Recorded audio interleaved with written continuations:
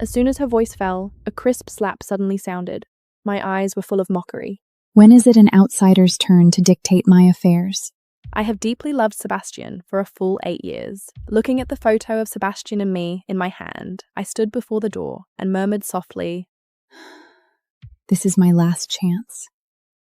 This time, can I become Sebastian's fiancée? At the moment I reached out and was about to open the door, I suddenly froze because I heard Sebastian's mother questioning him with anger and disappointment. Sebastian, tell me, why, for 7 consecutive years, have you secretly replaced all the slips of paper with your name on them with blank ones? You know perfectly well that if she doesn't draw your name, Eleanor can never become your fiancé. Doesn't it hurt your heart to watch her cry in disappointment every year? She has been crying for 7 years. One more time won't make a difference. But Lillian just came back from Switzerland, and her emotions are very unstable. I promised to accompany her through her treatment for 7 years. He then gave a light chuckle. Anyway, Eleanor and I have been together for 8 years. Her family and friends all think we are definitely getting married. Other than waiting for me, she has no other choice. Don't worry, next year, I will give her a very grand proposal ceremony.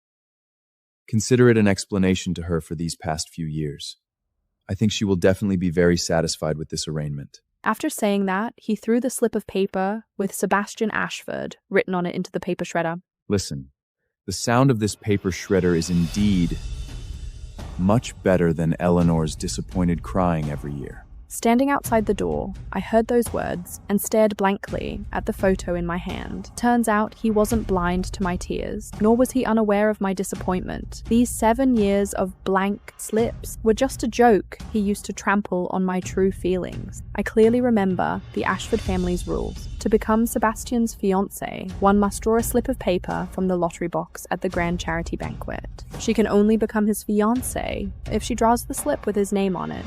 And for these 7 years, I have tried every possible method just to be able to become his fiancée. I thought he loved me truly, so I did all this willingly. Yet the hidden truth cuts deep and hurts so much. What do all my years striving to be his fiancée count for? It's nothing but a joke. But now, my heart suddenly let go completely. I loosened my grip, letting the slip of paper in my hand fall to the ground, and turned to walk away. Since your name still isn't in the box for the 8th time, then I will just marry someone else. Sebastian adjusted his cuffs and left the lounge without a care. He arrived at the banquet hall, which was filled with wealthy people in gorgeous clothes. This was the 8th gala, hosted by the Ashfords, the most powerful family in New York, to select a fiancé for their heir. He walked straight toward Lillian, who was surrounded by a group of wealthy young ladies talking. Sebastian. Lillian's eyes were red, looking deeply wronged, and she threw herself into his arms. They said I have no right to stand here, that I'm the one ruining the relationship between you and Eleanor. Sebastian frowned deeply, his eyes sweeping fiercely across the entire hall, finally landing on those wealthy young ladies who were gossiping. Who dares to say she has no right? The rules I, Sebastianov, set are the rules of New York's Upper East End high society. Lillian is an important guest I invited. Whoever makes her unhappy makes me unhappy. The entire hall instantly became so quiet that even breathing could be heard. In the midst of this silence, the crystal chandelier in the banquet hall suddenly dimmed by half. Only a few wall lamps gave off a faint glow. Immediately after, a beam of cold white spotlight suddenly lit up. I pushed the doors open and walked in. Every step was unhurried and composed.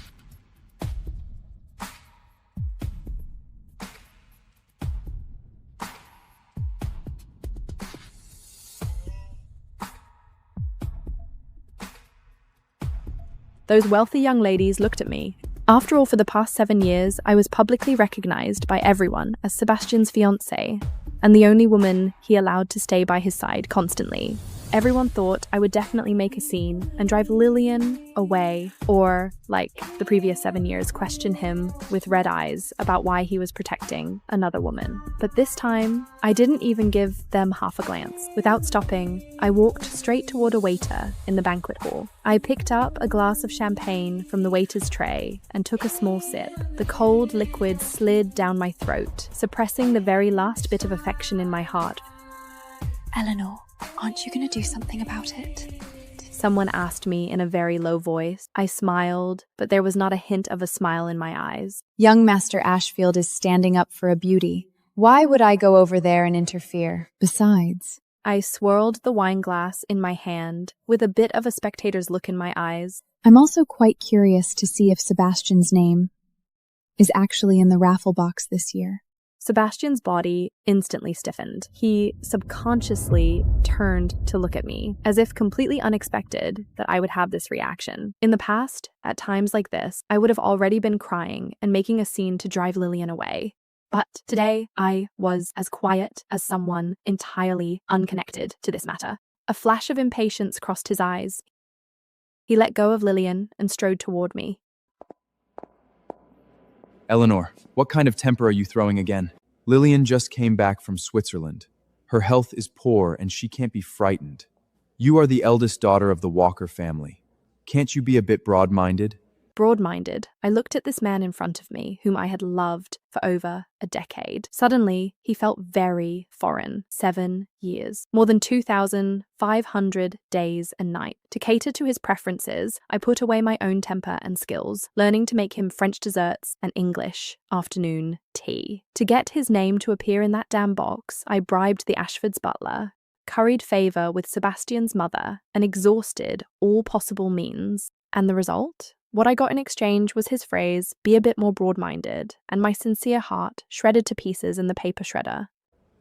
Sebastian, I put down the wine glass in my hand. The glass clinked crisply against the marble table. I am not throwing a temper. I just think you are right.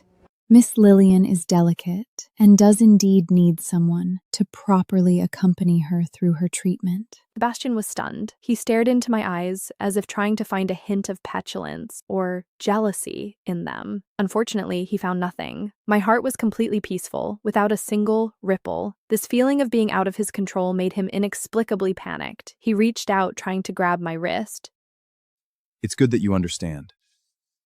After tonight next year, There is no next year. I turned sideways, dodging his hand. My tone was as flat as if discussing today's weather. My grandfather said the same thing can only be done at most 8 times. Tonight is the 8th time.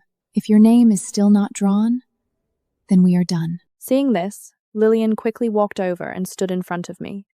Eleanor, stop throwing a tantrum and just apologize to Sebastian. He still loves you deep down. It's just that since I returned, my actions have been so unstable, and he is just worried about me. Besides, everyone knows that you would never marry anyone but Sebastian. As soon as her voice fell, a crisp slap suddenly sounded. My eyes were full of mockery. When is it an outsider's turn to dictate my affairs? Sebastian's face suddenly changed, and he stepped directly in front of Lillian. Eleanor, you have gone too far. Apologize to Lillian. Apologize? On what grounds? Because she's your darling? Or because she's thick-shitted? Sebastian, have you forgotten that tonight is my home court? As long as the drawing haven't started, I am still your fiancé in name. What's the problem with teaching an outsider who doesn't know the rules a lesson? The surrounding guests began to whisper. Mrs. Ashford also hurried over upon hearing the commotion. Seeing this scene, she frowned deeply. What are you arguing about? Isn't this embarrassing? She glared at Sebastian, then looked at me. Her eyes were complex. Eleanor, it's almost time for the drawing. Don't let irrelevant people ruin the big event.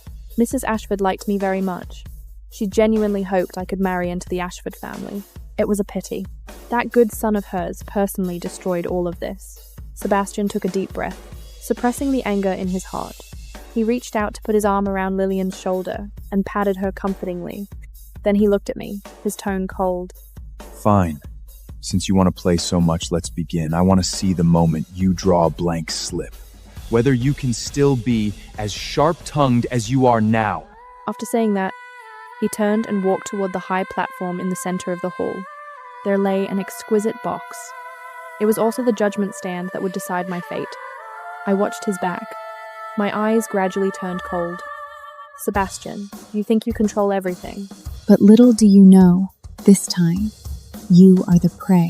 In the center of the hall, the crystal lights were dazzling. Everyone's gaze focused on that carved oak box. According to family rules, there were 100 slips of paper placed in the box. Only one of them had Sebastian's name written on it. Drawing it would be the arrangement of fate, resulting in an engagement on the spot. Failing to draw it meant fate hadn't arrived and we would try again next year. For the past 7 years, every time I reached my hand in full of hope. Every time, what I pulled out was completely blank. I thought it was just my bad luck. I thought it was God testing our relationship. It wasn't until today that I learned that among those 100 slips of paper, Sebastian's name was never there at all. They were all blank papers he had personally substituted. Eleanor, go on. I specifically asked the priest for a blessing. The priest said, "You will find your beloved this year." Beloved, perhaps. It's just that this person is not Sebastian. Lifting my dress, I walked step by step onto the high platform. Sebastian stood next to the box, one hand in his pocket looking proud. The way he looked at me was like looking at an unreasonable child. Eleanor, as long as you apologize to Lillian now, next year, I promise to let you draw the name. Wouldn't even need to wait until next year. As long as you behave and stop targeting Lillian, I can consider ending this game early. Game. In his eyes, these 7 years of torment, my youth, my dignity, were nothing but a game he could call a halt to at any time. I stopped in my tracks. Standing across from him, there were only a few inches of distance between us, but our hearts were separated by an entire world. Sebastian, I looked into his eyes and asked softly, do you really think I must marry you? Sebastian was taken aback for a moment. Then he sneered out loud. Who else?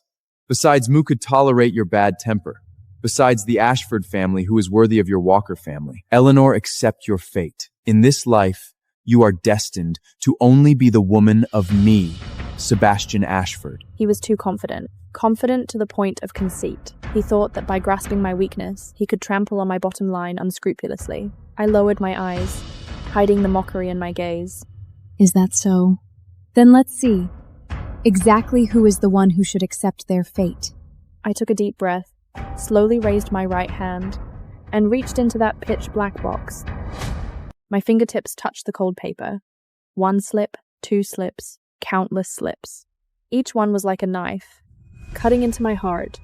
There was absolute silence below the stage. Lillian stood at the forefront of the crowd, a victor's smile on her lips. She knew the box was full of blank papers.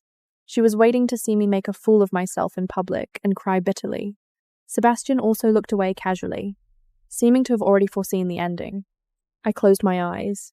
My fingers fumbled at the bottom of the box.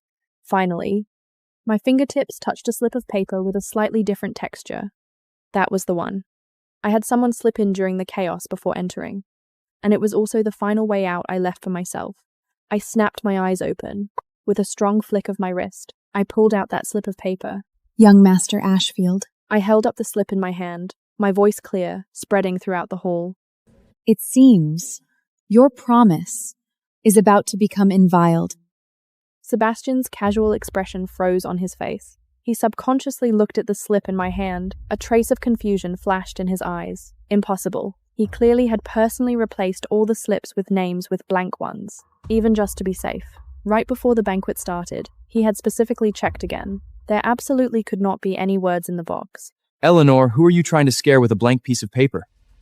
He scoffed coldly. Stop making a scene and letting everyone laugh at us. Whether it's a blank paper or not, won't we know once it read out loud? A bright, radiant smile curled at the corners of my lips. Since young Master Ashford don't believe it, then invite a highly respected elder to read it. I looked at the patriarch of the Walker family below the stage, who was also my grandfather. Grandfather, please help your granddaughter check. Whose name is written on this? Grandfather leaned on his cane and tremblingly walked up to the stage. He took the slip from my hand, unfolded it. The eyes widened fiercely. Immediately after, he burst into a hearty laugh. Good, it's destiny. This is the arrangement of destiny. The unease in Sebastian's heart grew stronger and stronger. He abandoned all etiquette, rushing forward to see what was going on. Grandfather, let me see it. But Grandfather suddenly put away the slip, turned around, facing the hundreds of guests below. According to the century-old family rules of the Walker and Ashford families, Miss Eleanor Walker has successfully drawn her husband in the 8th destiny drawing. This is the arrangement of destiny. The whole crowd was in an uproar. Mrs. Ashford was moved to tears. The smile on Lillian's face stiffened. her nails digging deeply into her flesh. Sebastian was struck as if by lightning. Impossible! The box clearly! The words reached his lips, but he forcefully swallowed them back down. He couldn't say it. Saying it would mean admitting he cheated. It would mean admitting he lied to Eleanor. He took a deep breath, forcing himself to calm down. Grandfather, did you misread it? How is this possible? Why is it impossible? I took the slip back from Grandfather's hand, slowly unfolded it, displaying it in front of everyone, black ink on white paper. The strokes were vigorous and powerful, clearly writing, Alexander Thorne,